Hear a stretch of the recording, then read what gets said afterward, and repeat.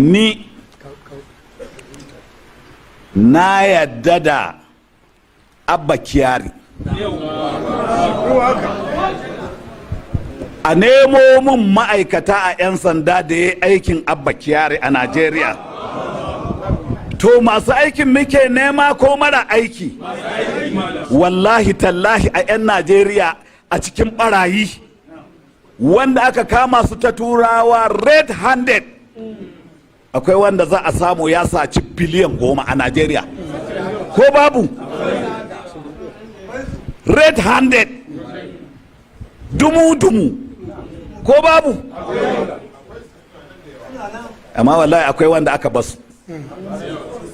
To tsakani da Allah duk masu zagin Abba Kyari ba wanda ya ce ya yi sata an kama shi, sai aka ce wai ya taba hira da wani bayan rabe dan yahu a ina, sai aka ce wai an taba jin waye sun je gurin biki, ya je gurin biki shi ma ya je kwanyi wasiƙa.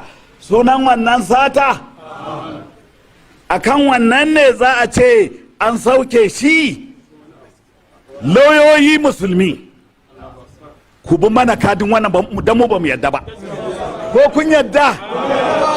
Ya za a ce wai kasar mu Najeriya mutumin kirki sai a taru a kama shi a ce a kore shi, gwamnoni na ji, 'yan majalisa na ji, maluma na ji, samari na ji, amma da maluman da samarin da kai kun tanka.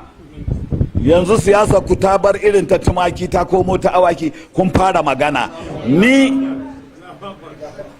Muhammad Athani dan Alhaji Yahaya Jingir, billahi allazi la ilaha illa huwa, ban yadda da wai a zo wai a ce wai an sauke mana Abba Kyari dan an ga Buhari ya yi tafiya, kullum ya yi tafiya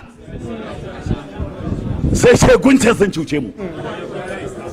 To dan Allah 'yan majalisa ku tanka mu ji, gwamnoni ku tanka mu ji, ku kawo hujjar da kuka kama shi, ko corona hauka ce an ɗora mutane akan ƙarya? Ai ko ku 'yan corona ne, 'yan corona ma sun daina sa takunkumi. Wa sallallahu alaihi wa sallam Muhammadu wa alihi.